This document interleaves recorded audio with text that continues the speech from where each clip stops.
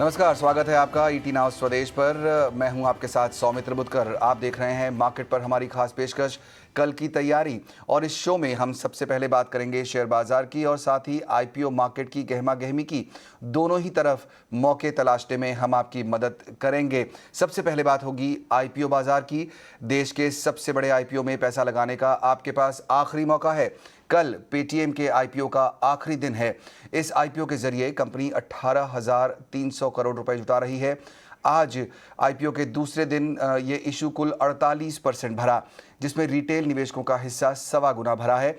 अब कल इस आईपीओ में क्या आपको पैसे लगाने चाहिए, और अगर हाँ तो ये निवेश लिस्टिंग गेन्स के लिए होना चाहिए या फिर लंबी अवधि का? इस मुद्दे पर खास चर्चा करने के लिए हमारे साथ हेम सिक्योरिटीज की आस्था जैन जुड़ रही हैं।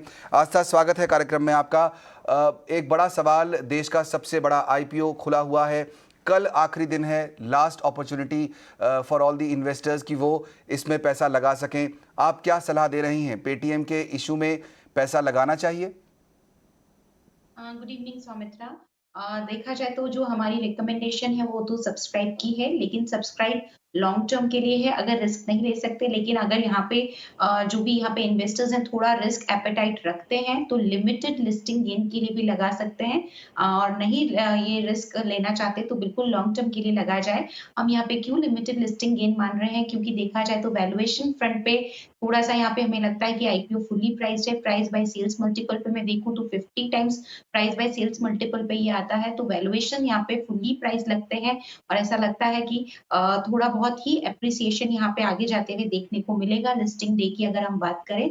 लॉन्ग टर्म के लिए यहाँ पे बिल्कुल लगाया जा सकता है, क्योंकि लॉन्ग टर्म में 2-3 पॉइंट्स काफ़ी ज़्यादा अच्छे लगते हैं। एक तो पेटीएम ने जो अपनी सुपर ऐप एक तरह से डेवलप की है, जिसमें कि सभी तरह की सर्विसेज़ हैं, तो वो यहाँ पे काफ़ी ज़्यादा कंपनी को आगे जाते हुए ग्रोथ प्रोवाइड करेगी, क्योंकि इनलाइन स्टोन परचेज़ से लेके यहाँ पे अगर मर्चेंट परचेजेस है तो वहाँ पे भी है, और अब तो क्रेडिट में, इंश्योरेंस में, वेल्थ मैनेजमेंट में, ई-कॉमर्स में, सब में कंपनी अपना यहाँ पे पैर एक तरह से फैला रही है, तो वो यहाँ पे काफ़ी ज़्यादा वह आगे जाता हुआ कंपनी को ग्रोथ प्रदान करेगा। दूसरी तरफ जिस तरह से डीमोनेटाइजेशन के बाद एक हमने डिजिटाइजेशन देखा है पेमेंट्स को लेके, तो वो भी काफ़ी बड़ा कैटलिस्ट है, और उसी वजह से हमें लगता है कि कंपनी यहाँ पे आगे जाते हुए अच्छा परफॉर्म करेगी। कंट्रीब्यूशन प्रॉफिट के लेवल पे बात करें तो कंपनी पॉजिटिव थी एफवाई 21 में, लेकिन लॉसेस और एबिटा लेवल अभी भी नेगेटिव है। और वहीं पे थोड़ा-सा यहाँ पे ऐसा लगता है कि अगर रिस्क ले सकते हैं तो लिमिटेड लिस्टिंग गेन के लिए लगाएँ, और नहीं ले सकते तो लॉन्ग टर्म की सब्सक्राइब की रेटिंग हम इस आईपीओ को देना चाहेंगे। आशा, यहाँ पर कुछ और मार्केट के एक्सपर्ट से हमने बात की इसी मुद्दे पर, और कई लोगों ने ये सलाह दी कि ये जो आईपीओ है इतना बड़ा है, फिनटेक कंपनीज वैसे मार्केट में काफ़ी सारी नई आ रही हैं, प्रोडक्ट पोर्टफोलियो हालांकि बहुत बड़ा है यहाँ पर पेटीएम का।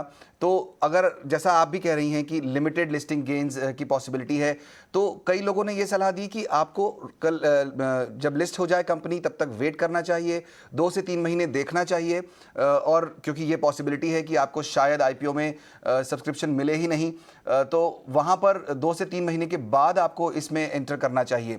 क्या आपको लगता है कि वो स्ट्रैटेजी सही होगी, या फिर जो कल का दिन है, कल एक अपॉर्चुनिटी है, वहाँ पर अपनी किस्मत आजमा लेनी चाहिए? जी बिल्कुल, देखा जाए तो 2-3 महीने की अगर हम यहाँ पे समय सीमा की बात करें तो हो सकता है कि एक पर्टिकुलर प्राइस अपसाइड के प्राइस में हमें ये स्टॉक आगे जाते हुए देखने को मिले। इससे मेरे हिसाब से थोड़ा-सा अगर रिस्क लेने की यहाँ पे क्षमता है तो लिमिटेड लिस्टिंग गेन की, क्योंकि काफ़ी सारे आईपीओज़ आपको भी पता है सौमित्रा कितने सारे आईपीओज़ आ रहे हैं, तो उसका भी दूसरे ऑप्शंस भी मार्केट में अवेलेबल है, तो वहाँ पे भी ध्यान किया जा सकता है।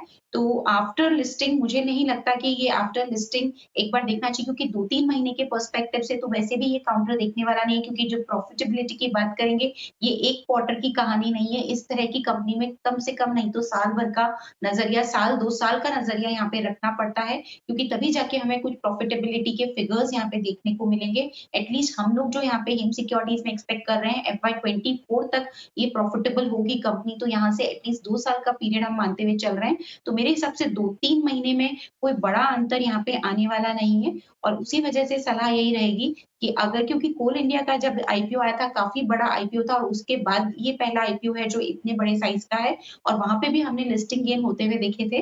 तो मेरे हिसाब से अगर सब कुछ ठीक रहा, मार्केट ठीक रहा, तो हो सकता है कि थोड़ी-सी हमें यहाँ पे एप्रिसिएशन देखने को मिले। तो अगेन यहाँ पे इन्वेस्टर्स पे ये चॉइस रहेगी कि अगर वो रिस्क टेकर्स हैं, तो थोड़ा बहुत यहाँ पे लगा सकते हैं और नहीं है तो लॉन्ग टर्म के लिए इस काउंटर पे लगा के बैठने की राय रहेगी। लॉन्ग टर्म के लिए आप निवेश करें और बैठे रहें। ये कंपनी आने वाले कुछ समय में आपको प्रॉफिटेबल भी होती दिखेगी और तब शेयर प्राइस से आपको रिटर्न भी अच्छा मिलेगा। आस्था, आप हमारे साथ जुड़ी हैं कार्यक्रम में और आईपीओ पर आपकी एक्सपर्टीज़ है, इसलिए मैं आपको जाने से पहले एक सवाल और पूछना चाहूँगा और वो होगा नायका पर। कल लिस्टिंग होने वाली है, हम उम्मीद कर रहे हैं कि धमाकेदार लिस्टिंग होगी। यहाँ पर भी सवाल वही है, सिंपल, क्या अगर कल किसी को लिस्टिंग गेन्स मिलते हैं तो उन्हें रहना चाहिए या लॉन्ग टर्म के लिए, या फिर कल जो मुनाफा मिले नायका में उसको लेकर घर चले जाइए, वो बेटर स्ट्रैटेजी होगी? जी देखिए सौमित्र, नायका पे भी जब हमारा ये शो हो रहा था तो मैंने रिकमेंडेशन दिया था सब्सक्राइब करना है लिस्टिंग इन और लॉन्ग टर्म दोनों के लिए। तो मेरे हिसाब से कल जो लिस्टिंग हम यहाँ एक्सपेक्ट कर रहे हैं वो तकरीबन हो सकता है 50% से ज़्यादा प्रीमियम पे यहाँ पे लिस्टिंग हो। तो अगर यहाँ पे इन्वेस्टर्स लॉन्ग टर्म के लिए होल्ड कर सकते हैं, इतना रुक सकते हैं तो पार्शियल प्रॉफिट बुक करने की मैं सलाह दूँगी। पूरा यहाँ पे प्रॉफिट बुक ना करें क्योंकि 50% काफ़ी बड़ा अमाउंट होता है। तो इस तरह के गेन्स होते हैं तो समझदारी ये रहती है कि थोड़ा-सा ज़रूर प्रॉफिट बुक करना चाहिए बट पार्शियल प्रॉफिट बुक करने की सलाह है और पार्शियली मैं होल्ड करने की सलाह दूँगी लॉन्ग टर्म पर्सपेक्टिव से क्योंकि 500 क्योंकि यहाँ पे जो 50% का गेन है तो तकरीबन प्रीमियम बैठता है 600 साढ़े 600 के आसपास, तो वहाँ पे थोड़ा-सा प्रॉफिट ज़रूर बुक करा जाना चाहिए। ₹600 ऊपर प्रीमियम में मिलता है और रिमेनिंग को होल्ड करने की सलाह रहेगी। ओके, तो 50% आपको अगर लिस्टिंग गेन्स कल मिलते हैं तो वो आपको घर ले जाने चाहिए। वही समझदारी है, आप थोड़ा सा प्रॉफिट बनता है उसको अपने साथ घर ले जाइए, लेकिन थोड़ा पैसा डाल के रखिए कंपनी में, आने वाले समय में और बेहतर रिटर्न्स भी मिल सकते हैं। बहुत बहुत शुक्रिया आस्था हमारे साथ कार्यक्रम में शामिल होने के लिए। आईपीओ का बाजार गर्म है, कुछ और कंपनियों के आईपीओ भी आने वाले हैं आने वाले दिनों में, और ईटी नाउ स्वदेश पर हम लगातार पूरे आईपीओ मार्केट की कवरेज आपके लिए लाते रहेंगे। चलिए फोकस करते हैं आज के बाजार पर, जहां हमने देखा कि बाजार में कमजोरी अभी भी हल्की फुल्की जारी है। एक दायरे में ही घूमता हुआ दिखाई दिया बाजार आज निचले स्तरों से, हालांकि थोड़ी सी रिकवरी जरूर दिखी लेकिन बहुत ज्यादा तेजी नहीं कही जा सकती। पूजा हमारे साथ जुड़ रही हैं बताने के लिए आज के बाजार का पूरा एक्शन। जी, दिन भर एक दायरे में बाजार ने कारोबार किया और दिन के निचले स्तर से आखिरी में एक रिकवरी भी देखने को मिली और उसके बाद सपाट क्लोजिंग हमने देखी निफ्टी और सेंसेक्स दोनों में ही। और लगातार दूसरा दिन था जब बैंक निफ्टी में भी कमजोरी देखने को मिली है। और आज बैंक निफ्टी की बात करें तो करीब सपाट ही क्लोजिंग यहाँ पर बैंक निफ्टी में भी देखी गई है। निफ्टी गेनर्स पर अगर नजर डालें तो M&M, टाटा मोटर्स और हीरो मोटो और ONGC यहाँ पर अच्छी तेजी थी। और आज ऑटो शेयर में भी हमने देखा कि अच्छा मोमेंटम आज पूरा दिन यहाँ पर देखने को मिला है। इसके अलावा निफ्टी के अगर गिरने वाले शेयरों की बात करें तो ब्रिटानिया में आज कमजोरी थी। इसके अलावा HDFC बैंक, मारुति सुजुकी और JSW स्टील में भी आज दिन भर कमजोरी के साथ कारोबार होता हुआ दिखाई दिया। ऑटो शेयरों में अच्छा मोमेंटम था, बड़े लार्ज कैप प्लेयर्स में तो था ही, उसके अलावा स्कॉट्स, बॉश और अशोक लेलैंड भी आज मजबूती के साथ कारोबार कर रहे थे। इसके अलावा कुछ सरकारी कंपनियां भी थी जहां पर की अच्छी तेजी देखने को मिली, जिसमें कि BEML, BEL, कॉनकोर और नैल्को जैसे शेयर थे जिसमें कि आज अच्छी तेजी देखी गई। और बाजार में पिछले 1.5 साल में हमने काफ़ी तेज़ी आते हुए देखी है। हमने बात की आनंद राठी सिक्योरिटीज़ के आनंद राठी जी से, और उन्होंने हमको ये बताया कि बाजार में ये बुल रन अभी कुछ समय और जारी रहेगा। जैसे आपने ठीक कहा, तेजी मंदी के दौर तो चलते रहते हैं। इस बार जो दौर आया तेजी का, वो मुझे लगता है कि एक थोड़ा लॉन्ग बुल रन लगता है मुझे। ये नहीं कह रहा हूँ कि बहुत तेजी से भली मार्केट बढ़ेगा, पर बुल रन मतलब मार्केट तेजी में ही रहेगा, क्योंकि कई फैक्टर्स अगर देखें ना, अभी कई मेजर फैक्टर्स चेंज हो रहे हैं। इंडिया में जो जितने पहले रिफॉर्म्स हुए उनका इफेक्ट आ रहा है। एक ग्लोबल इकोनॉमी जो है तेजी से बढ़ रही है, लिक्विडिटी मार्केट्स में बहुत फैली हुई है, और चाइना का एक कारण से भारत के लिए एक अच्छा मौका है अपने एक्सपोर्ट्स और दूसरे बिजनेस बढ़ाने का। तो ये सब देखते हुए मुझे लग रहा है कि ये मार्केट जो है इस बार जो चला है, इसलिए पिछले 4-5 साल में बहुत तेजी नहीं आई थी, एक साल में मतलब नीचे जाके फिर तेजी आई। तो ये मुझे लगता है कि ये तेजी जो है साइडवेज में थोड़ा रिएक्शन आगे पीछे होकर लॉन्ग टर्म तेजी का माहौल रहेगा, ऐसा मेरा मानना है। तो आनंद राठी जी को लगता है कि लॉन्ग टर्म तो यहाँ पर तेजी का माहौल बना रहेगा। हमारे दोनों मेहमान नीलेश जैन और अभिषेक जैन हमारे साथ जुड़ गए हैं, उनसे भी समझते हैं कि बाजार पर नज़रिया क्या है। 18,044 ये स्तर नीलेश हमने देखा निफ्टी पर आज जहां बंद हुआ है, 18,000 का लेवल अभी भी होल्ड कर रहा है बाजार। आपको क्या लगता है यहाँ से अभी आगे बढ़त की उम्मीद की जाए या फिर ये अभी भी ऐसे ही दायरे में घूमेगा बाजार? गुड इवनिंग सब। देखिए, ओवरऑल बाजार का अगर सेंटिमेंट के तो अंडरटोन पॉजिटिव साइड में है। उस तरह से एक मैं कहूँगा हेल्दी करेक्शन जो एक स्वाभाविक है मार्केट का, वो हमें देखने को मिल चुका है। और अगर हम डेरिवेटिव डेटा भी देखें तो लगातार इंप्रूवमेंट हमें वहाँ पे देखने को मिल रहा है। 17,900 पे highest open interest put side में बन चुका है और 18,000 की स्ट्राइक में आज भी हमने फ्रेश एडिशन पुट साइड में देखा है। वो इंडिकेट कर रहा है कि कंटिन्यूस पुट राइटर्स अपनी पोजीशन हाई साइड में शिफ्ट कर रहे हैं। तो मेरा ही मानना है कि जब तक 17,900 और 18,000 की जोन पे निफ्टी रिस्पेक्ट करता है, उस पर सपोर्ट लेता है, यहाँ से एक पुल बैक की संभावना डेफिनेटली की जा सकती है। हो सकता है निफ्टी 18,300 और 18,400 की और एक स्ट्रॉन्ग पुल बैक दे। एक कंसर्न जो है वो है बैंकिंग सेक्टर। देखिए, बैंकिंग सेक्टर में पिछले 2 दिनों से लगातार अंडर परफॉर्मेंस दिख रहा है। 39,600 39,800 के आसपास एक मेजर हर्डल है। जब तक वो लेवल पार नहीं होगा तब तक यहाँ पे एक दबाव हम देख सकते हैं। तो बैंकिंग को फिलहाल के लिए अवॉइड करने की सलाह होगी। और मेनली अगर हम फोकस करें पीएसयू बैंकिंग सेक्टर पे, तो वो एक सेक्टर है वहाँ पे पॉजिटिव एक्शन बरकरार रहेगा। कुछ एक काउंटर जो हमें पसंद आते हैं वो bank of Baroda, state bank of India और कैनरा बैंक। ये कुछ एक प्रीफर्ड पिक है जहाँ पे अभी भी हमारा रुझान पॉजिटिव साइड में बना हुआ है। अगर आज के सेशन में लास्टली अगर हम देखें तो ब्रॉडर मार्केट्स वहां पे अच्छी खासी तेजी हम देख रहे हैं। लगातार 5वें और 6ठे ट्रेडिंग सेशन हमें एक पॉजिटिव मोमेंटम बनता हुआ दिखा है। तो मेरा ये मानना है कि सेक्टर्स एंड स्टॉक्स पे फोकस करना चाहिए rather than looking at the index. Okay, sector and stocks पर फोकस ज़रूरी है यहाँ पर। अभिषेक, आपकी क्या राय बनती है? इस समय हम देख रहे हैं देश का सबसे बड़ा आईपीओ खुला हुआ है और आईपीओ पाइपलाइन बहुत स्ट्रांग है। बाजार उसके दूसरी तरफ एक छोटे से दायरे में घूमता हुआ दिखाई दे रहा है। जैसा नीलेश कह रहे हैं कि सेक्टर स्पेसिफिक और स्टॉक स्पेसिफिक होना चाहिए, इस समय आप अपने क्लाइंट्स को क्या सलाह दे रहे हैं? तो हमारा भी यही व्यू है कि आप रादर देन इंडेक्स आप स्टॉक स्पेसिफिक रहिए। आप उसमें काफी ज्यादा अपॉर्चुनिटीज हैं और काफी ज्यादा स्टॉक जो हैं राइट नाउ, जैसे जैसे जो अभी डेटा आ रहा है और अभी आपने जो ट्रेडिंग एसोसिएशन का डेटा देखा था कि 1,25,000 करोड़ की इस बार हमने दिवाली पे सेल्स देखी, ये ऑल टाइम रिकॉर्ड है और सेंटिमेंट भी काफी पॉजिटिव है। मेरा व्यू यही है कि रादर देन आप सेक्टर्स देखने की बजाय आप स्टॉक स्पेसिफिक व्यू देखिए, वो उसमें आपको बहुत सारी अपॉर्चुनिटीज मिलेगी। करेक्शन तो ऑब्वियसली करेक्शन आएंगे, करेक्शन मैं तो चाहूंगा कि करेक्शन, बड़ा करेक्शन एक बार आए तो थोड़ा हेल्दी करेक्शन होगा और उसमें अपॉर्चुनिटी भी काफी रहेगी। राइट नाउ इन्वेस्टर्स जो काफी, जिनको थोड़ा मिस आउट वाली फीलिंग है, वो नीचे के लेवल पे खरीदने को तैयार है राइट नाउ। एक थोड़ा कंसर्न है कि हम देख रहे हैं कि एफआई से कंटिन्यू सेलिंग हो रही है राइट नाउ, वो एक थोड़ा सा कंसर्न है। बट मेरा व्यू यही है कि उन्होंने नीचे के लेवल पे जब मार्केट था 13,000 14,000 लेवल पे, उन्होंने काफी बड़ी बाइंग की थी, तो ऑब्वियसली वो भी प्रॉफिट बुक कर रहे होंगे। और अभी आईपीओ इतने आ रहे हैं राइट नाउ, तो आईपीओ के लिए भी वो अपनी पोजीशन बना रहे होंगे। तो नए इन्वेस्टर्स के लिए ये व्यू है कि आप 40 थोड़ा कैश भी रखिए अपने पास और एग्जिस्टिंग इन्वेस्टर्स को भी थोड़ा कैश रखना चाहिए और स्टॉक स्पेसिफिक व्यू अप्रोच बना के रखनी चाहिए मार्केट में। बिल्कुल, तो एक हेल्दी करेक्शन का इंतज़ार रहेगा और उसको अपॉर्चुनिटी मानकर स्टॉक स्पेसिफिक अप्रोच हमारे दोनों ही मेहमान हमें सजेस्ट कर रहे हैं और इन्हीं दोनों से हम आगे भी जानेंगे कि इनके कौन से पसंदीदा स्टॉक्स हैं। लेकिन उससे पहले फोकस करते हैं नतीजों पर। महिंद्रा एंड महिंद्रा के अनुमान से बेहतर नतीजे रहे। कंपनी की आय 15% बढ़ी है लेकिन मार्जिन पर कुछ दबाव दिखा है। हमारे साथ इस समय जुड़ गए हैं शरद, बताने के लिए कि कैसे वो एनालाइज कर रहे हैं महिंद्रा एंड महिंद्रा के नतीजों को।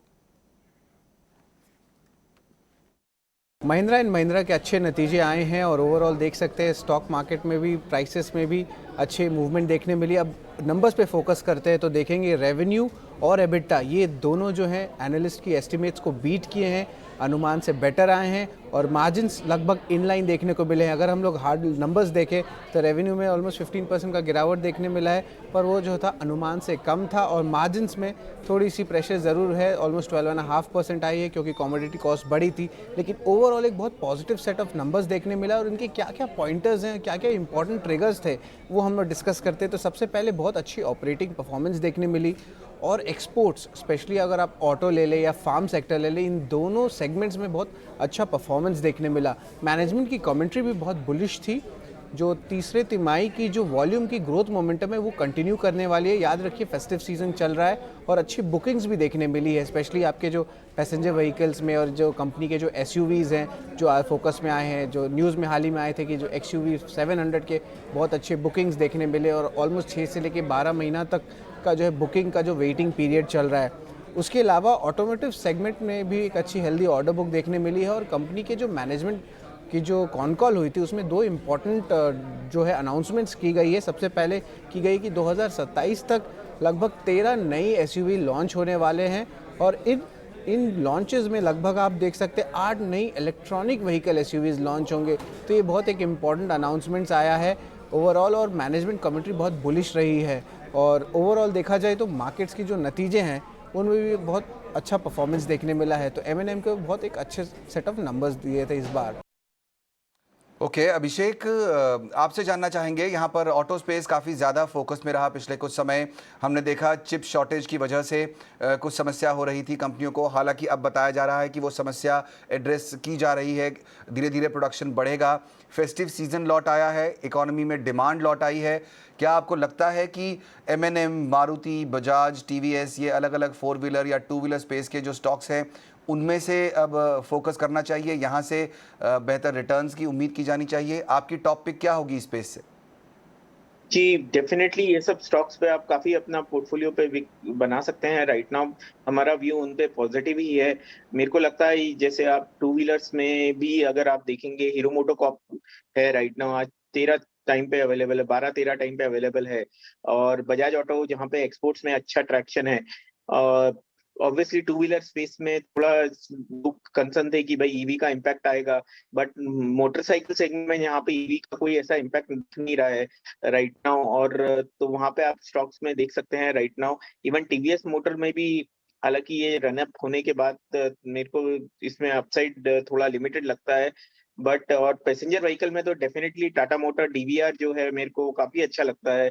जो मेरा पिक होगा इसमें एक छोटा कंपनी है टालब्रोज ऑटो करके एक कंपनी है, वो पिक होगा। ये गास्केट बनाता है, गास्केट में और फोर्जिंग इनका 2 डिवीजन है। 50% रेवेन्यू गास्केट से आता है, 30% रेवेन्यू फोर्जिंग से आता है। उनके कस्टमर्स आप Maruti, hero MotoCorp, Bajaj auto, even Tata motor, ये सभी इनके क्लाइंट्स है राइट नाउ। और अभी मैनेजमेंट से हमने जब आज कॉल हुआ था, नंबर्स भी काफी अच्छे आए थे, एक्सपोर्ट्स में काफी अच्छा पिकअप दिख रहा है राइट नाउ। और मैनेजमेंट ने अपना ईवी का स्ट्रेटेजी बताया है राइट नाउ। ईवी में वो बोल रहे हैं कि 25% रेवेन्यू नेक्स्ट 2-3 साल में ईवी से आएगा, और उसमें जो अभी रेवेन्यू इस साल जो 500 करोड़ का उनका टारगेट है, उसको सीधा वो 1000 करोड़ का टारगेट अभी कर रहे हैं राइट नाउ। ये मेरे को एक बहुत ही अच्छा और बहुत ही अंडर वैल्यूड शेयर लगता है इस लेवल पे राइट नाउ।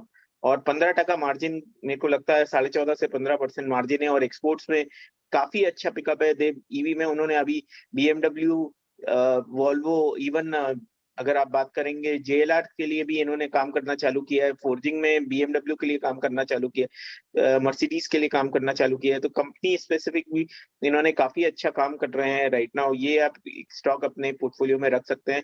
मेरे को ये यहाँ से कम 600 से 800 रुपए का भाव लगता है। 300 रुपये के आसपास फिलहाल ये स्टॉक है और 600 से 800 का भाव एक्सपेक्ट कर रहे हैं अभिषेक। काफ़ी अच्छी अपसाइड दिखाई दे रही है टालब्रोज में यहाँ पर। नीलेश, मैं आपसे भी ऑटो स्पेस पर ही एक सवाल पूछना चाहूँगा। टाटा मोटर्स एक स्टॉक है जो पिछले कई समय से फोकस में है। हमने देखा ये करीब 150 रुपये से जो चलना शुरू हुआ वो अब 550 के आसपास तक पहुंचा, 500 रुपये के आसपास आज बंद हुआ है। इस स्टॉक ने लीप्स एंड बाउंड्स से तेज़ी दिखाई है। मैनेजमेंट के प्लान्स तो काफ़ी अच्छे ही दिख रहे हैं। इलेक्ट्रिक व्हीकल स्पेस में एक बड़ी कंपनी मानी जा रही है, भारत की टेस्ला कह रहे हैं बहुत सारे लोग फंडामेंटली। लेकिन आपको चार्ट्स क्या दिखा रहे हैं? क्या आपको लगता है कि ये जो ज़ोरदार अपसाइड हमने पिछले 1 साल में देखा है ये आने वाले समय में भी कंटिन्यू रह सकता है? बिल्कुल, देखिए ओवरऑल अगर हम चार्ट पैटर्न देखें टाटा मोटर्स का, तो बहुत ही बेहतरीन चार्ट पैटर्न यहाँ पे बनता हुआ नजर आ रहा है। एक हम कह सकते हैं कि एक पेनेंट पैटर्न का ब्रेकआउट हमें आज के सेशन में देखने को मिला है। और टाटा मोटर DVR का भी मैं जिक्र करना चाहूँगा, हूबहू सिमिलर स्ट्रक्चर है। बट अगर कॉन्फिडेंस अगर हम बात करें तो ज्यादा आता है टाटा मोटर डीवीआर पे। वहां पे बड़ी अपसाइड हमें देखने को मिल सकती है कंपेयर टू टाटा मोटर्स। हालांकि दोनों का ही चार्ट स्ट्रक्चर पॉजिटिव है। अगर हम लेवल्स की बात करें तो 550 से 600 तक के लेवल, पोजीशन लेवल्स का जिक्र कर रहा हूं मैं, तो अराउंड 10 to 20% का अपसाइड हमें टाटा मोटर्स में अभी भी नजर आता है। और जो सपोर्ट है वो शिफ्ट हो चुका है 470 के आसपास। तो डेफिनेटली यहाँ पे रिस्क एंड रिवॉर्ड भी अभी भी फेवरेबल है। वहीं अगर टाटा मोटर डीवीआर के लेवल्स की बात करें तो मेरा ये मानना है कि 320, 350 ये दो शॉर्ट टर्म के लिहाज से टारगेट्स हैं। बिल्कुल ध्यान में रखना चाहिए। जिनकी भी एग्जिस्टिंग लॉन्ग है बिल्कुल बने रहने की सलाह होगी। और जो सपोर्ट है वो टाटा मोटर डीवीआर में शिफ्ट हो चुका है 250 के आसपास। तो ओवरऑल ऑटो पैक में से प्रिफर्ड पिक जो होगी टाटा मोटर डीवीआर, उसके बाद Tata Motors, then comes MNM and Bharat Forge and TVS Motor. TVS Motor हालांकि ऑलरेडी काफी स्ट्रॉन्ग मोमेंटम हम ऑलरेडी देख चुके हैं, काफी स्ट्रॉन्ग रैली देखी थी, नतीजे भी काफी शानदार आए थे। तो वो हिसाब से वहां पे अगर गिरावट होती है तो ही खरीदारी करें, और फिलहाल करंट लेवल पे थोड़ा अवॉइड करने की सलाह होगी। ओके, तो टाटा मोटर्स डीवीआर हमारे दोनों ही आज के मेहमानों को पसंद आता है। उसके बाद नंबर आता है टाटा मोटर्स का।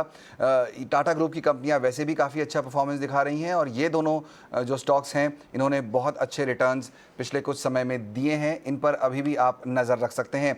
एक और खबर पर फोकस करते हैं। पीएसयू बैंकों ने एसआरईआई ग्रुप की 2 कंपनियों के अकाउंट्स को फ्रॉड घोषित करने की प्रक्रिया शुरू कर दी है। ईटी नाउ स्वदेश को मिली एक्सक्लूसिव जानकारी के मुताबिक सरकारी बैंकों ने एसआरईआई ग्रुप को रेड फ्लैग दिया है। सरकारी बैंकों का इस ग्रुप की 2 कंपनियों एसआरईआई इंफ्रा और एसआरईआई इक्विपमेंट फाइनेंस में 30,000 करोड़ रुपए का एक्सपोजर है। बैंक इसके लिए जल्द प्रोविजनिंग भी कर सकते हैं। ज़्यादा जानकारी के लिए अंकुर मिश्रा हमारे साथ जुड़ रहे हैं। अंकुर, क्या डिटेल्स हैं आपके पास? जी हाँ, बैंकों को जो 30,000 करोड़ रुपए का एक्सपोजर है श्री इंफ्रा और श्री इक्विपमेंट फाइनेंस में, उसका 100% प्रोविजनिंग करना पड़ सकता है, क्योंकि फ्रॉड अकाउंट डिक्लेयर करने की जो प्रक्रिया होती है वो शुरू हो चुकी है। हमें जो जानकारी मिली है उसके मुताबिक बैंकों ने इन दोनों अकाउंट्स को रेड फ्लैग किया है फ्रॉड अकाउंट के तौर पर। अब जो आरबीआई के नियम हैं उसके अनुसार एक बार ये अकाउंट्स रेड फ्लैग हो गए, उसके 6 महीने के भीतर कॉल लेनी पड़ती है कि इन अकाउंट्स को हम फ्रॉड डिक्लेयर करें या नहीं। और ये फ्रॉड हो सकते हैं किसी भी मैनेजमेंट की गड़बड़ी के कारण, किसी लेन देन की गड़बड़ी के कारण। आपको याद होगा आरबीआई ने पहले ही हाईलाइट किया था कि लोन्स में शायद एवरग्रीनिंग हुई है और जिसकी एक थर्ड पार्टी ऑडिट भी हो सकती है। तो बैंकों ने इसको देखते हुए ऑलरेडी सितंबर क्वार्टर में इंक्रीज प्रोविजनिंग किया। आपने देखा होगा स्टेट बैंक ऑफ इंडिया ने 2,700 करोड़ का जो एक्सपोजर है श्री ग्रुप कंपनी में, उसको पूरी तरीके से प्रोवाइड कर दिया है। इसी तरीके से यूनियन बैंक ऑफ इंडिया ने 65% प्रोविजनिंग की है। और जो अन्य लेंडर्स हैं उन्होंने भी करीब 25% से लेकर 50% तक प्रोविजनिंग की है सितंबर क्वार्टर में श्री ग्रुप कंपनीज को लेकर। हमें लगता है कि बैंकों को पहले से ही अंदाजा हो गया होगा कि जिस तरीके की इनकी बुक्स है इसको शायद हमें फ्रॉड डिक्लेयर करना पड़ सकता है, और इसीलिए उन्होंने बढ़ा के प्रोविजनिंग की है और ओवर द क्वार्टर्स ये 100% हो जाएगा। शुक्रिया अंकुर। तो बैंक अब तैयारी कर रहे हैं 100% प्रोविजनिंग की। वक्त हो गया है हमारे मेहमानों से ये जानने का कि कौन कौन से आइडियाज़ वो लेकर आए हैं हमारे दर्शकों के लिए। नीलेश, आपसे शुरुआत करना चाहूँगा। बाज़ार आज दायरे में रहा, जैसा कि आपने और हमने दोनों ने देखा। कल अब जब बाज़ार खुलेगा तो क्या कोई आइडियाज़ आप शेयर करना चाहेंगे जहाँ पर इन्वेस्टर्स, निवेशकों को, ट्रेडर्स को फोकस करना चाहिए? बिल्कुल, देखिए दोनों ही खरीदारी के काउंटर है। जैसे कि मैं कह भी रहा हूँ, फोकस करना है खरीदारी साइड पे। Mid cap and small cap ये पर्टिकुलर एक सेक्टर है जहाँ पे अभी भी हमें ऐसा लगता है कि previous all time high level test हो सकते हैं in a very short term. तो दोनों ही आइडियाज जो है वो है, सबसे पहले दीपक नाइट्रेट। इस पर्टिकुलर काउंटर में 3000 तक के लेवल हमने देखे थे कुछ समय पहले। उसके बाद लगातार एक ओवरऑल स्पेशलिटी केमिकल सेगमेंट में हमने एक डाउन ट्रेंड देखा था। अब ऐसा लग रहा है कि एक बेस फॉर्मेशन के बाद रिवर्सल के इंडिकेशन मिल रहे हैं। तो यहाँ पे एक शॉर्ट टर्म के लिहाज से 2320 के आसपास का स्टॉप लॉस रखे 2440 के टारगेट्स के लिए। दीपक नाइट्रेट में हमें एक पुल बैक नजर आता है। Almost similar sort of structure है अपोलो हॉस्पिटल। ये एक पर्टिकुलर काउंटर है जिसके अंदर हम एक निचले स्तरों पर बेस फॉर्मेशन बनता हुआ देख रहे हैं। करंट लेवल पे इसे खरीद के चल सकते हैं 4470 के स्टॉप लॉस से 4620 के टारगेट्स के लिए। ओके, तो दीपक नाइट्राइट और अपोलो हॉस्पिटल, ये 2 वो आइडियाज़ हैं जहां पर आप फोकस कर सकते हैं। अभिषेक, आपने बताया कि आपको छोटी ऑटो कंपनी ज़्यादा पसंद आती हैं। हालांकि हमने आपसे टाटा मोटर डीवीआर और टाटा मोटर्स की भी बात की। टाल ब्रोस आपकी एक चॉइस थी, उसके अलावा भी कोई आइडिया आप शेयर करना चाहते हैं? मैं दूसरा आइडिया मेरा जो है एडलवाइस फाइनेंशियल करके है राइट नाउ। अभी हम आनंद राठी का आईपीओ देख रहे हैं, आनंद राठी वेल्थ मैनेजमेंट का जो आईपीओ आ रहा है, उसकी 26,000 करोड़ की उनका एसेट अंडर मैनेजमेंट है और वो 3,25,000 करोड़ का मार्केट कैप ले रहे हैं। ये एडलवाइस का टोटल एयूएम 1,80,000 करोड़ है, जिसमें इनका 40% स्टेक है राइट नाउ, 39% स्टेक है। और इसके अलावा इसके पास जो है इंश्योरेंस बिजनेस है, एयूएम एसेट मैनेजमेंट बिजनेस है और एआईएफ बिजनेस है और इसके अलावा एआरसी बिजनेस है, जहाँ पे भी काफी ज्यादा रिकवरीज अभी देखी गई है। एनबीएफसीज में इनके पास एनबीएफसी है जहाँ पे थोड़ा सा इनका प्रेशर है, बट अभी जिस हिसाब से रिकवरीज हो रही है राइट नाउ वहां पे भी काफी है। तो मेरा जो है दूसरा पिक होगा एडलवाइज। मेरे को लगता है यहाँ पे काफी अच्छा मार्जिन ऑफ सेफ्टी है और 140 रुपए का मेरा प्राइस ऑब्जेक्टिव है नेक्स्ट 12 महीने में। इसमें डीमर्जर का प्रोसेस जो है इनका वेल्थ मैनेजमेंट का ऑलरेडी स्टार्ट हो चुका है और ये मार्च तक कंप्लीट हो जाएगा। मेरे को लगता है ये स्टॉक कम से कम आपको 70 से 80% रिटर्न नेक्स्ट 1 साल में देगा। दोनों स्टॉक्स पे आप मेरा पॉजिटिव व्यू है। टालब्रोस पे मैं ऑलरेडी बात कर चुका हूँ। जी, धन्यवाद। बिल्कुल, टालब्रोस ऑटो आपकी पसंद है, साथ ही साथ एडवाइज फाइनेंशियल, ये 2 स्टॉक आपको आने वाले दिनों में अच्छे रिटर्न दे सकते हैं। बहुत बहुत शुक्रिया नीलेश और अभिषेक, आप दोनों का आज शो में शामिल होने के लिए। और कल की तैयारी में हमारी पूरी टीम को फिलहाल दीजिए इजाज़त। ब्रेक के बाद आपके लिए लेकर आएंगे मेड इन इंडिया।